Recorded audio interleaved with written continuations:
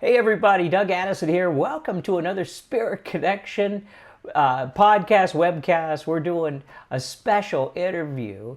Again, I'm going to bring back on, we had such a great response previously to my good friend Steve Sjogren, who's going to be on in just a minute. And Steve is one of the founders and forerunners with his wife Janie of the servant outreach or servant evangelism kindness outreach, father and mother. Seriously, they've been around for many years. That doesn't make them old or anything like that, but I'm just saying they've been around and taught me so much in this area of outreach, in the area of kindness. And his ministry now is kindness.com. What a great web name of a website. But we had him on once before where we talked about outreach. But then Steve also wrote a special book that it's called the Day I Died. And so, wow, so we have two comedians here. We're going to be talking about death today. Things going. Hey, Steve, welcome to the broadcast. How you doing?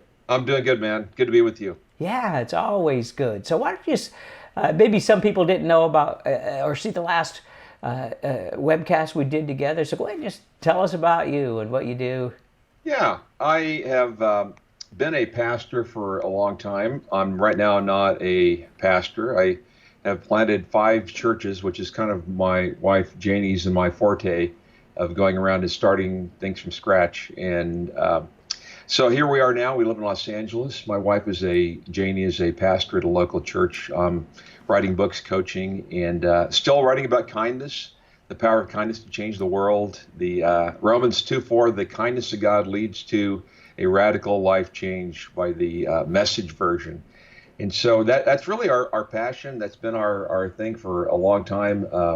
Had a friend call me the other day and say, "So you still doing that kindness stuff?" And I said, "Yeah." And he goes, "Well, that's great. Keep at it." And I said, and we gave up on kindness. Now we're into rude and confrontation. Yeah. Well, that was one of the messages that I really took to. Back in the 90s, I started, I was going into ministry, getting ready to get some ministry training. And so the servant evangelism, and the E word was never popular to begin with, No. But you guys made it so fun, and you introduced something which what I was able to take back to, the churches that I was part of in California. You were in Ohio. But that part about just going out, because it's a high risk, when you go out there, but you found a way to make it. What is it that you say? You go ahead and say it. Oh, where the Spirit of the Lord is, there is fun. Yeah. And is that the one you're talking about? No, about high risk or low risk. High risk, low grace. Yeah. I'm sorry. I had it backwards. That's what typical evangelism is high risk. A lot could go wrong and not a lot of dependence on God. Yeah. It's low risk, high grace. Right. And so when you're being kind and going out and doing stuff, then it's a high grace because people, you're giving stuff away, and this low risk because, if you want diet or regular, or how much rejection could that be, So Not much. It was so good. Then you've, of course, taken it even further from there, and that's why on our last podcast together that we talked about that, and we talked about the different things that you can do now and how you've updated it. It's been a really great. Anything you want to just add about that? Yeah, we're just discovering new things all the time, Doug. We live in Los Angeles now, like I said, and here you've got to you have to say it in a way that people can hear it and take it to heart. And so I've been doing a lot of outreach to pets. I know that. You're so serious. I know. We've had several dachshunds come to the Lord recently. Puppies are people too. I'm just saying. In California. Sure. So we've been giving out dog treats where I live on the eastern part of the LA basin out in Claremont. There's a lot of, it's kind of a destination community where there's lots of great restaurants and coffee places and so forth. So I've been out scraping gum off the sidewalks.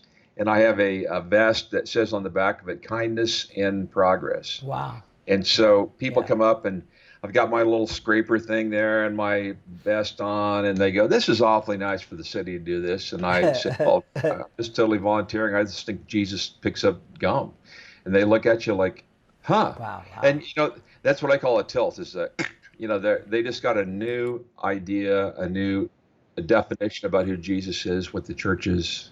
It's pretty cool. Yeah. Yeah, and that it's not all about money and stuff. It's about people.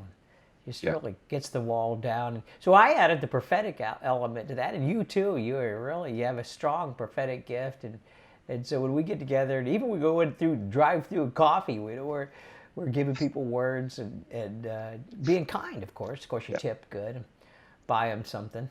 Give a great tip. Yeah. Yeah, After the day at lunch, I gave the lady a great tip and got to pray for her and got a prophetic word for her. And she's doing one of these big eyes blinking thing. It was fun. yeah. Yeah. My mom, she's in heaven now, but she was what would be called a career waitress. That's what she did, and she had a servant gift, and she taught me things. She used to say, "Man, do I ever hate Sundays?" And she was a believer. She goes, "Man, those Christians are cranky and they tip bad." Yeah, So, Janie was a waitress. We actually met doing all the above in college, and she put a little something on top of some books. It turned out to be a Bible on top of the books, and the guy went crazy. You can't put a saucer on a Bible. Oh, I never thought of it before. But Christians are interesting, aren't they? Yeah. wow, yeah. I know. It's amazing. So when I met you, gosh, I think we went out to dinner at one point, but I had been really wanting to meet you for a number of years. Finally, we got together and we were talking, and because you had transitioned out of Ohio, where you had actually been part of planting one of the largest vineyard churches in the world, right? Mhm. Yeah, and which probably wasn't given a lot of credit for, but it's true. And the Cincinnati Vineyard was a real source for me, of watching your podcast back when no one was doing podcasts. You've been into technology way back then, Yeah. and it was around. But then I got together with you, and because your transition out of Cincinnati, and just maybe that came because something happened at a hospital, right? Yeah, I went in for a simple surgery, which two words that probably we shouldn't put together because Yeah. if they anesthetize you, it's not simple anymore. But went in for a gallbladder surgery. In the course of things, the hospital, the doctor hit my aorta, and it turns out your aorta, I didn't know this, but it goes down toward your belly button, and then it branches out from there. But as I was conked out, they hit my aorta. I died. I completely exsanguinated. There was no blood. They, in the end, patched me up, but I did die for a number of minutes. I saw all sorts of stuff, and it was interesting. Not so scary. I'll tell you about it today as we're talking, but life-changing, absolutely. Yeah, yeah. Now I'm trying to put on my face of, gosh, you died. When you always make me laugh, and I was afraid of, you'd make me laugh during you just told me you died. No, I'm kidding you.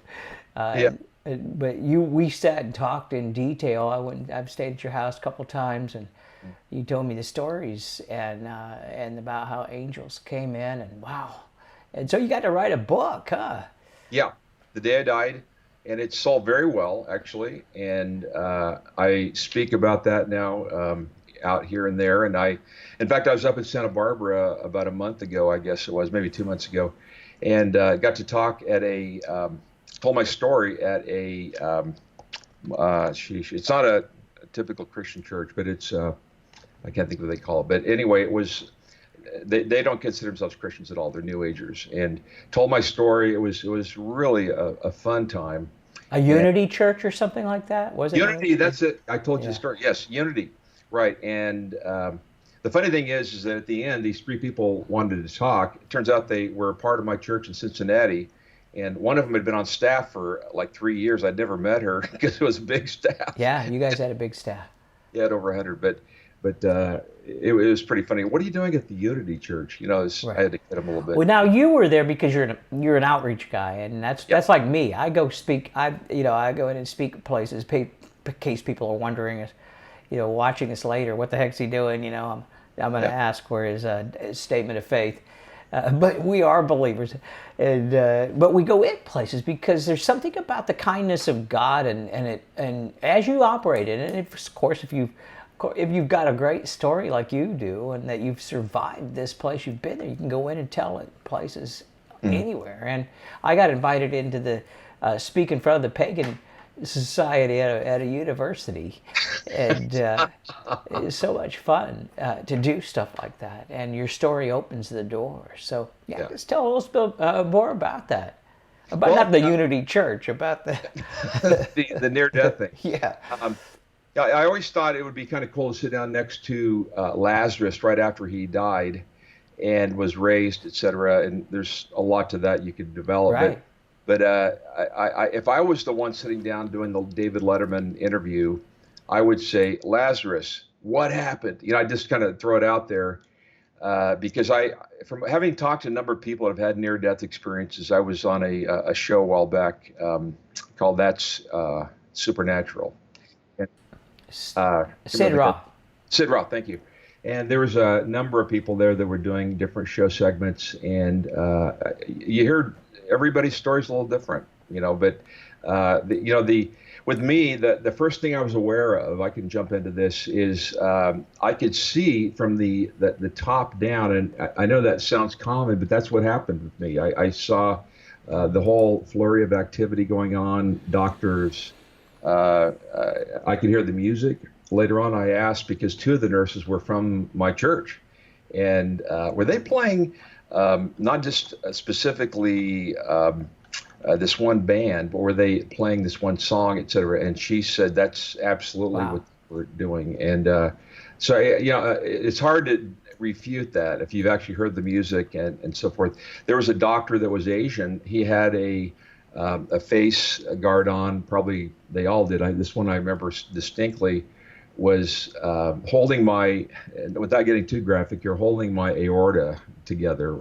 And he later on saw him at a parent-teacher children's thing, and his son went to my daughter's school as well, went up and talked to him, but you're the doctor that was da-da-da-da-da. Yeah, but you were dead. Well, yeah, but I could see what was going on. I recognize you, but you were dead. A third time, he just walks away. And I think in a rational mind that is strictly empirical, where you have to weigh everything that's reality, you have to be able to measure it and so forth, then it would be difficult, if not impossible, to equate all that. Yeah. But I could see that going on. The next thing that happened was, and this is really wild, Doug, is I heard these words, don't worry, you'll live. Don't worry, you'll live. Now, this is quite a jump from where I was. I was clearly dead at the time. I looked as wide as a sheet. What they call, there's a term they use, which is not important, but they tilt your head down if there's any possibility of lack of circulation would affect the brain. And so I could see, actually, from the ceiling, my head tilted down and this whole thing going on. And I had to ask later on, what does it mean when they tilt your head? You saw that? Yeah, I did. But I hear these words, don't worry, you'll live, even though it seemed like that would be impossible to live. And it didn't hit me till later that I had heard those words once before, almost word for word. In high school, I was in the play Miracle Worker with the Annie Sullivan and Helen Keller story. And in the play that I was in, I played this one part. I only have the very beginning of it. The line is, don't worry, she'll live. And of all the people in the world that could possibly relate to that line, I hear it again decades later, after high school, of course, and I hear, don't worry, you'll live. It's just such a specific thing that only God can cause those kinds of connections to happen. I mean, how many people on the entire planet could ever relate to those words?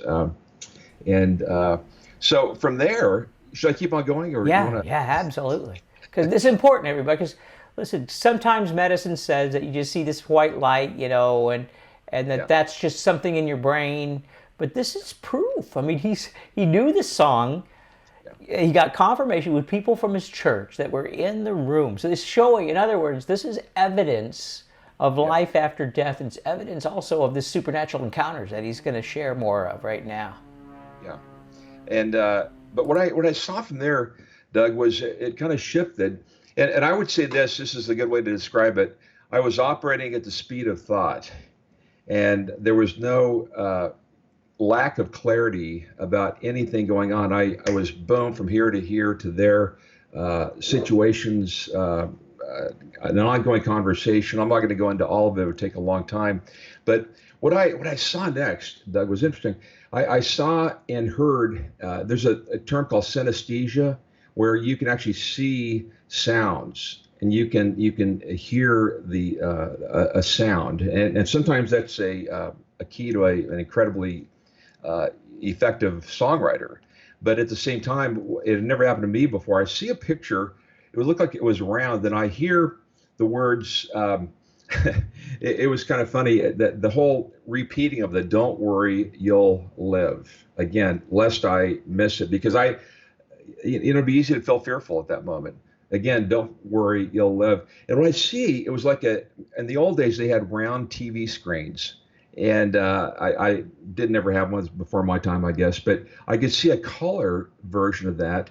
And as the words were spoken, don't worry, you'll live, there was a complete shifting. It was kind of a wavy, gravy looking thing, that just shifted all the colors of the spectrum. But I could hear on that the voices of young and old and children, people with an accent.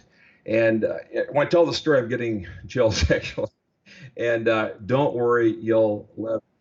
And to me, what that said is that it's really all about every tribe, tongue, nation, that the creation of God not only now reflects, heaven and so forth, but it will even more clearly reflect that when we get to the other side.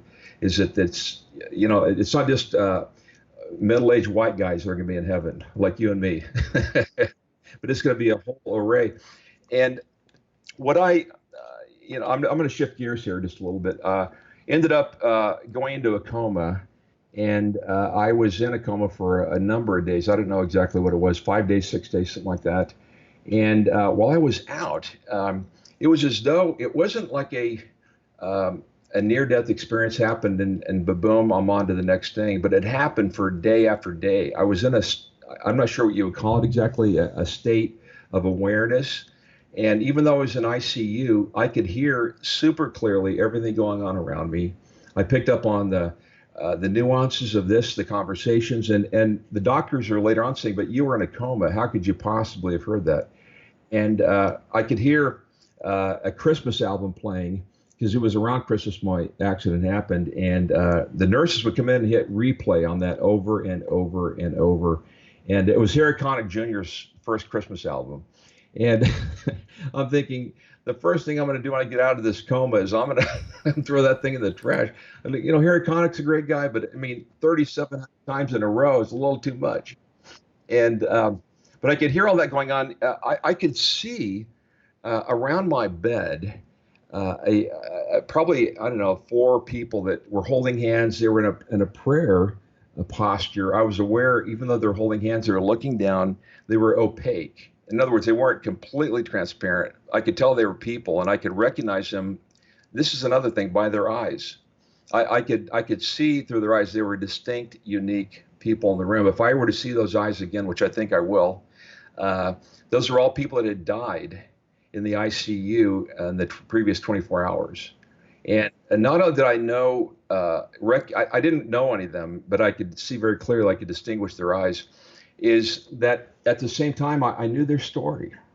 And I know that sounds maybe surprising, but I knew that person died over there, by the way, they're in that room over there in the ICU. How did you know that? Well, I just know it. I don't know why I know it, but I know it. And I identified 3 of the whatever they were, and I was right in each case. And this person died of a da-da-da. How did you know that? And so forth. But I would say this, that I think that in heaven we're going to do several things. I think one of them is we're going to worship our pants off, or whatever you want to call it, our hats off or something. And I think secondly, we're going to be in a lot of intercession. And I think those people were doing exactly that. They were doing the work of messengers. They weren't angels, of course, but they were there bringing a message of comfort, and God understands, God sees what's going on. And, in the middle of all that, I felt convinced that I was not just going to live, but I was going to recover in the end. And I'm jumping ahead in the story a little bit there. I'll come back to that. But saw that going on. The funny thing is when I came out of the coma, which happened, I don't know, a few days later, the first thing that I said was, they said, "Steve, are you okay?" Big God. And they said, "Are you okay?"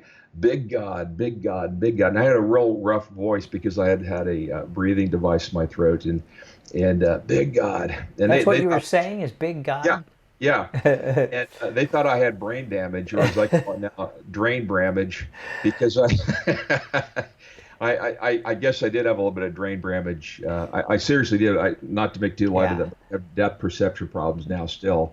And so I ended up being aware of that I had been in God's presence, really. I know it's a little different sounding story than most people tell when they have a near-death experience, but I was very aware of the presence of God the entire time I was in that coma. It was just fascinating to me. Yeah. So these people now, first of all, what year did this happen? This happened in the late 90s, right around Christmas, like I said. So it's been over 20 years ago now. Yeah. And, it had to be 97 probably. Yeah, that's right. Because we planted our first church in 98, and we went to a conference where you would just come out of the hospital. You're a little pale, but you were doing a conference, and so that must have been more like 98 or so, or late 98 that we did that. So you probably was 97. Just put it on the scale. The other thing is, okay, so you see these people that are kind of, they're between, I guess, earth and heaven, right? Mm-hmm. Right. That's my interpretation. Yes. Yeah, and so they hadn't been taken, or the bus hadn't come yet, apparently. And in your case, good thing it didn't. Yeah. It's because there's still some work to do, or people could be praying. This really, it helps me to understand on a faith level. Because some people say, well, it's quote the verse about that you die once and then you go face judgment. And well, what's he doing? He is with other dead people. But it's not like in the case that you came back, there's people who linger, or they need prayer, or you know what I mean. It's not a done deal. Yeah. And I remember the first time I saw this is 1989, and my mom, she's in heaven now, but she went through 3 brain surgeries, and on her first one, I didn't know what to expect, because my mom was a woman of faith, and she woke up, and she was saying, this wasn't the drugs. This is my mom. I know my mom has a strong gift of prophecy. It's where I got mine. She's saying, why are there coffins next to us? There's a coffin there, and she said, there's a coffin over there. That guy has a coffin. She's in ICU. And the ones that she saw were the ones who were on life support. And they weren't, in other words, their spirits might not have been connected, and I pulled the curtain. I said, well, they are. They're taking him off life support right now. But she saw a coffin, and she saw angels coming. So in other words, this validates the fact of intercession. This validates the amazing awesomeness, or as you said, big God. This validates those words of such an awesome big God. Well, Mike Bickle points out. Some of you guys know Mike Bickle, I imagine, but he points out the fact that, the observation in the Book of Revelation, that it's really pretty clear that we will be interceding and or the end of history as we know it, until that all takes place. And in the meantime, worshiping and feasting and the good stuff. But I think you're exactly right. Your mom saw essentially what I saw as well, the current situation and where they're going and so forth. But wow. Yeah, powerful. Hey, well, let's keep going. This is fun. Yeah. I love this stuff. Well, it was I saw in the middle of all this, and again, I don't mean to sound too few points of clarity. What's the right word? Of being completely left brain linear kind of thing. There's a lack of that here because it was really, like I said, kind of a Yeah. wavy gravy Right. thing. Yeah. And one of the things that happened, I saw in the middle of this whole thing, I saw a plane, like a Midwestern U.S. plane, and it was dark, and but I could see at the edges the lightning striking, and kaboom, kaboom. And I grew up in the Midwest. I've seen this exact thing before many times, and and I don't know what that meant, but I tell you, people ask, did you have a sense of the fear of the Lord there? And I said, well, I'm not sure there's any more of the fear of the Lord than I normally feel, a reverence, Yeah. But at the same time, it was as though I was able to. It was a magnetic awesomeness, and I know we think of Isaiah in the temple. I saw the train of the Lord Right. fill the temple and so forth, and I read that today over. I've read it dozens of times over the years, and I still get this sense of awe. At the same time, I think there's other times, in my experience, when God draws us in, becomes magnetic about that thing. Not so much lowering your head, but that's what it felt like to me. And then I shifted from that to being, and again, I lack great metaphors for explaining it all, but in a movie Terminator movie with Arnold Schwarzenegger, he goes into a bar. Some of you have seen this. Others of you are praying for us right now because you don't watch movies, but whatever. And he sees the entire array of people, and he knows instantly as he looks at them the size. He can size them up, if you will, literally. And he needs something or other, clothes or something, and he gets it from a guy. And it was like that for me too. Is that I was aware that I was being sized up, but not in a negative way at all, but in a way that was encouraging. And I was aware that and again, it wasn't a linear A, B, C, D, E, F, G. God doesn't think in linear ways. I'm convinced of that. He thinks in circles, and that's very much the Eastern way of thinking versus linear, which is more of a recent invention in the Western world. And so, as this whole thing is winding and going on, and I'm aware of this and that and so forth, I'm aware that God has kind of found me wanting in some areas that I needed to. They call it a life review, is a very common thing that goes on with near-death people. And I had a sense that not only had I done well here, and here, but over these areas I could do a whole lot better. And at no point was I thinking I'll never go back, even though, observation defied that. It looked like I was, not only about to die, but I had died. And yet I at that point, having heard twice, "Don't worry, you'll live," I had no big fear of that whole thing going down. But I was aware that I'd been read, READ, and it was like a instant knowing of me.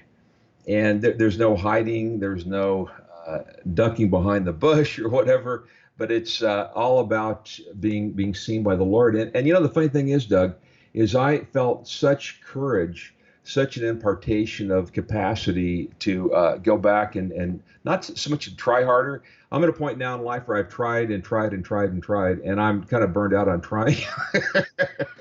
But to receive the strength, the encouragement, the capacity of God, and that's what I sense so strongly. Thus, when I woke up, I'm going, big God, big God, big God.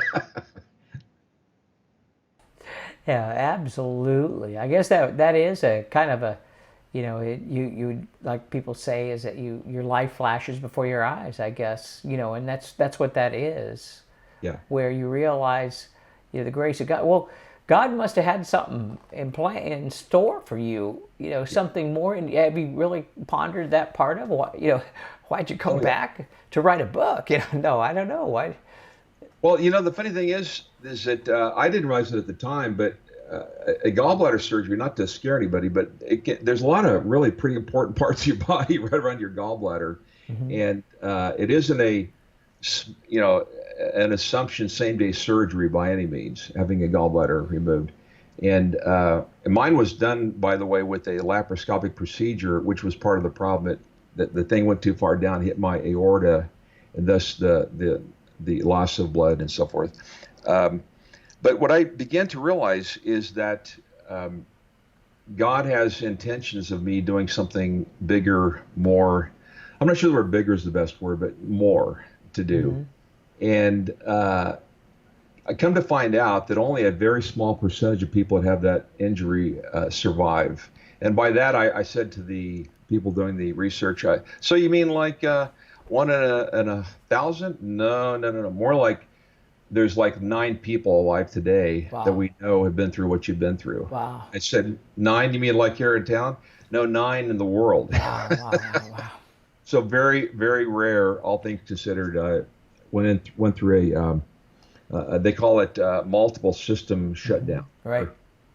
You start to get pneumonia, you have your septic, part of your intestines, And so that all went down with me as well. And but I began to realize even then, it was almost as though God was saying, I want you to dream again.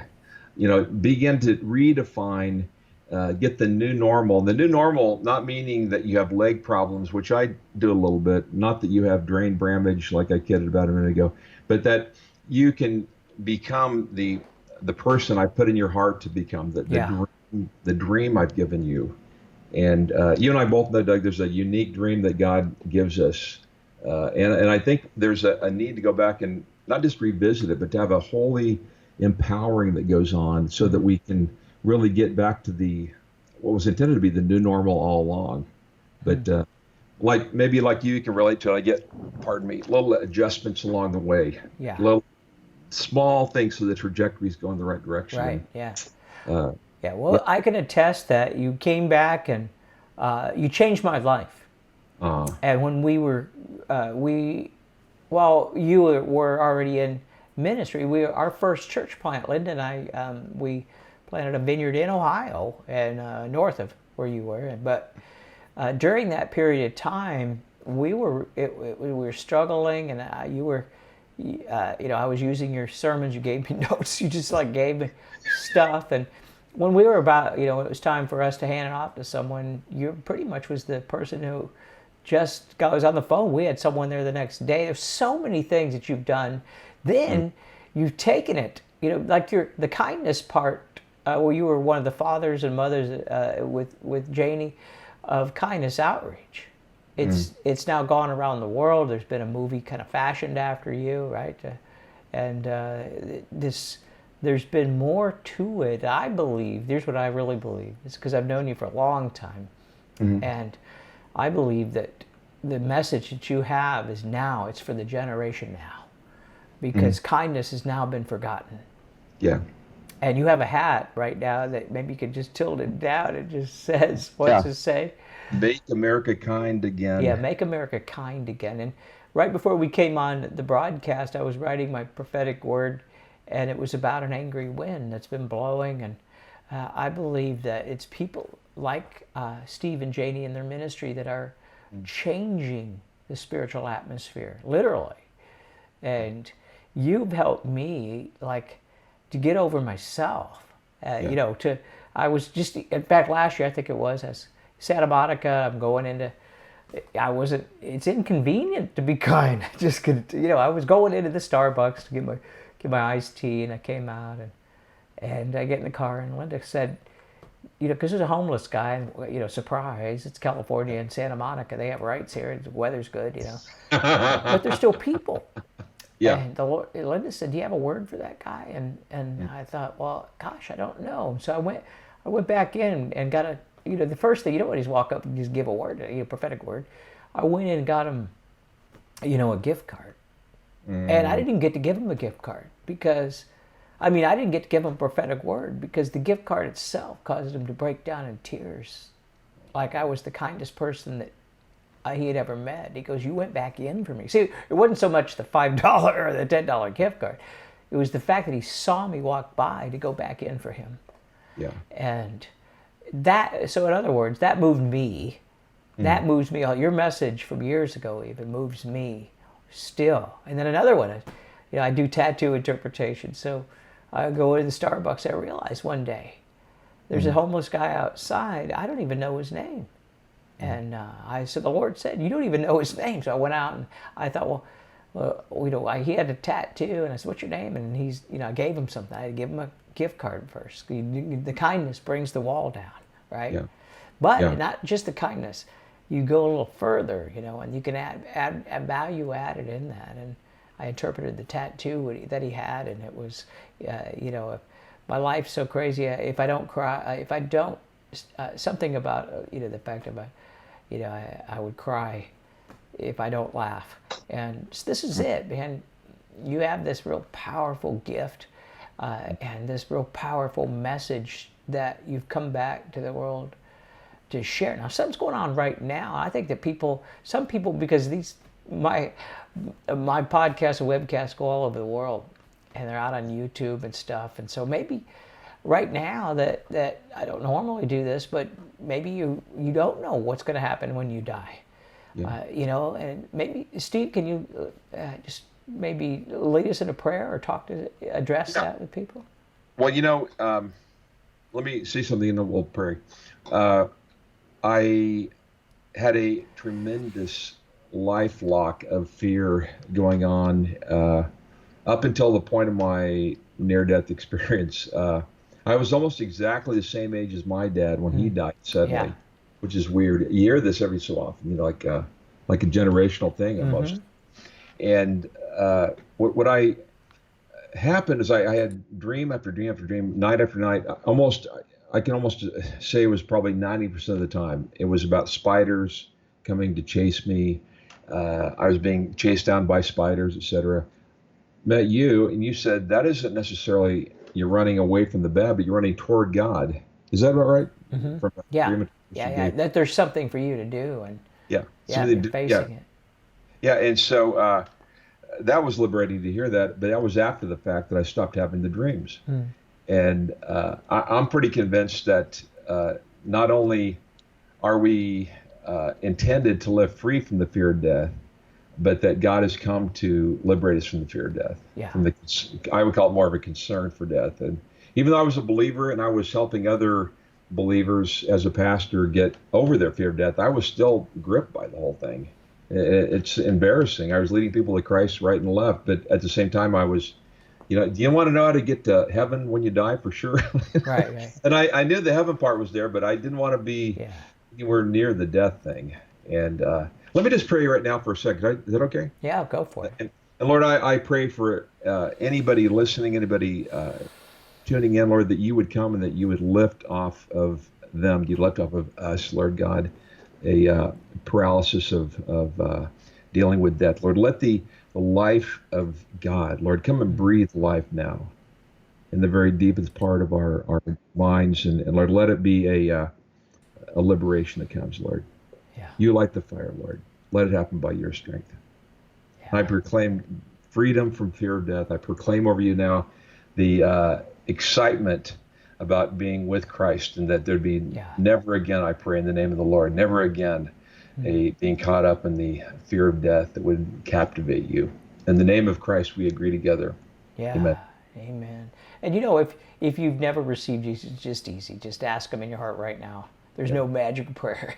Just do that. And I just thought this is after I met you, after we got together and stuff. I had a near-death experience. Over the last few years, I've been hit with an affliction. And no one knew what was wrong with me. And I got to a place where, about 2014, I believe it is, I came to a place where I almost died. I was down to 128 pounds. No one knew what was wrong, and I just went through that. Where I was taking a look, and I had a lot of death in my family because of Huntington's disease and things. But when you look at it now, I don't have any fear anymore. I used to be a fearful person, and I used to be afraid of the dark and afraid of death, and I was afraid of all this stuff. But you know what? I found out now that heaven is so real. It really is. The heaven's the only reality. And it is so real. And I don't want to, get you on the express car to get you there. You know what I mean? I don't try to get there too soon. But it is true. It's the peace of God is so powerful, and what we're talking about today. Then you have it. Is it you address this stuff in your book? Yes, I do. And talk about follow-up things, because the funny thing is, Doug, is that when you've been through a near-death experience, almost everybody has homework to do afterwards. Not just because of what God tells them to do, to be about, but there's a lot of forgiving to go Right. on. Yeah. And in my life specifically, there was a lawsuit connected with this, and thank God there was, because I've had enormous medical bills. I've Right. had 8 surgeries to correct the original messed up surgery, but they offered to settle out of court right from the get-go. They called me up within a few weeks. The odd thing about it is I felt compelled to go to court because I felt like there was a problem to correct with this hospital system. And without naming the hospital, just last week it came out in the news that that same hospital, doing a very simple procedure, killed Neil Armstrong, Wow. the first man on the moon. I mean, of all the people you don't want to die into your care, Neil Armstrong would be right at the top of the list. Right. Right. The Yeah. poor, I mean, he was 82 at the time, and it was non-essential surgery, and he died. But I've had to go back, Doug, and it's been a lot of homework, really, to go back and ask people to forgive me on occasion for things. I had to go back to the entire staff of dozens and dozens of people at the Vineyard in Cincinnati, ask them to forgive me one-on-one, because my brokenness, my accident, caused them great difficulty. And you think about it, it adjusted everybody, not just my family, but all the people that work with me. They all had to take a different role because of me being gone, and permanent roles that were different.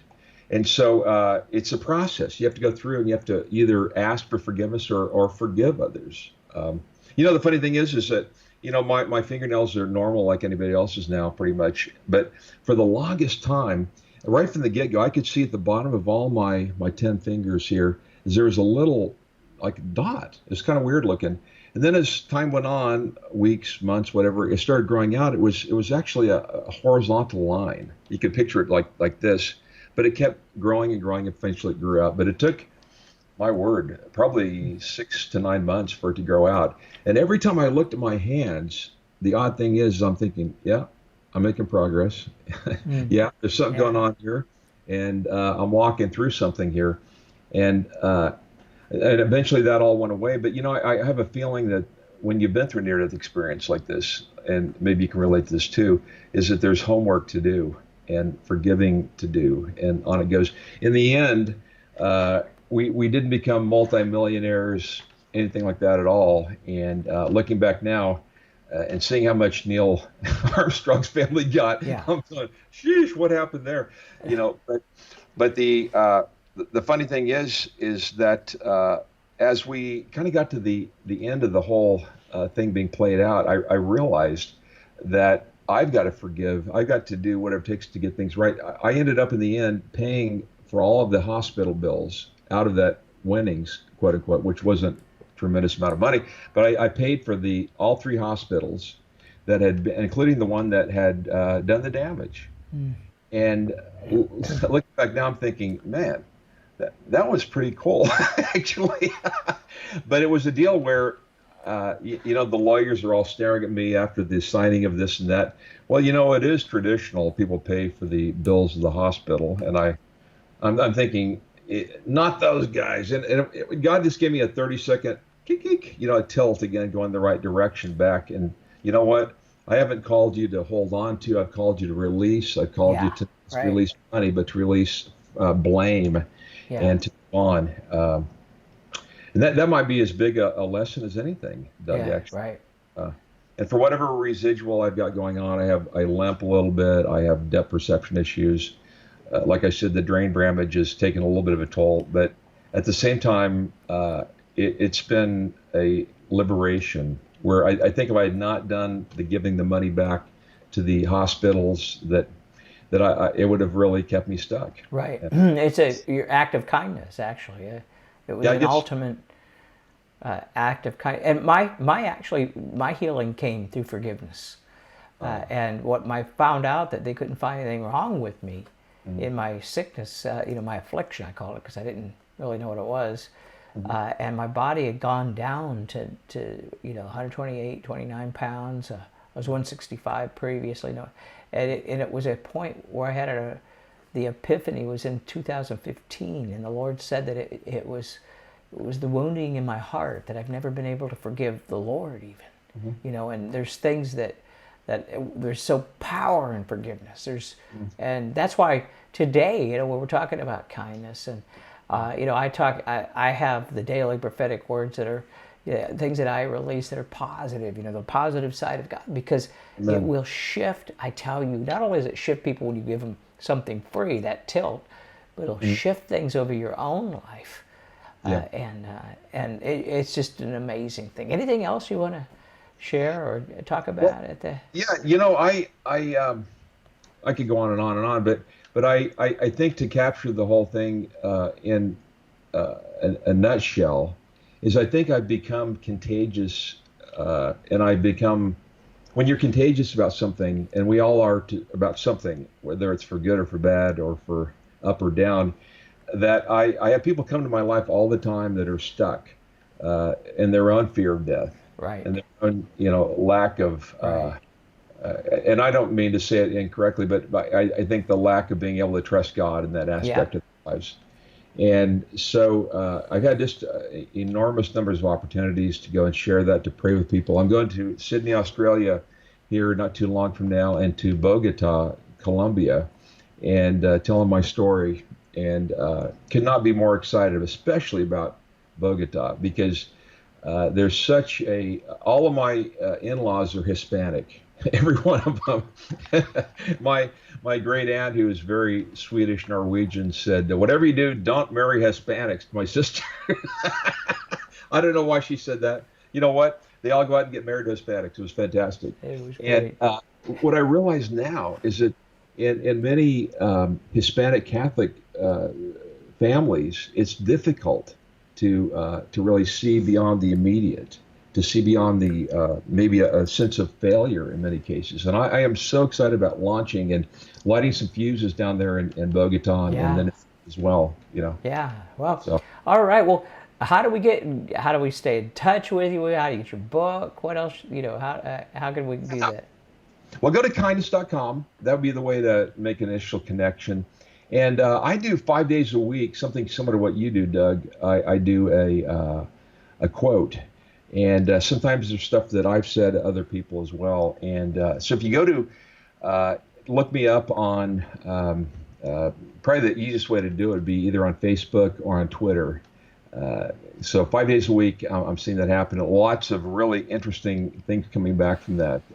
People chiming in saying that was exactly what I needed to hear at the time. You get that all the time, I imagine. Uh-huh. So how do you spell your name? That's the other thing. Oh, how to spell my name? Yes, because that's how you find you, right, on Twitter? Yeah, Sjogren. Sjogren. And it's not that difficult to pronounce, but it looks completely different. It's Sjogren. Uh-huh. And my wife was actually on the Price is Right show, and she knew they wouldn't call on her if they couldn't pronounce her name, so she put the pronunciation on the back of the card.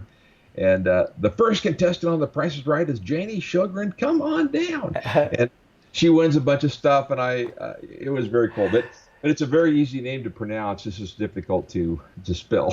Yeah.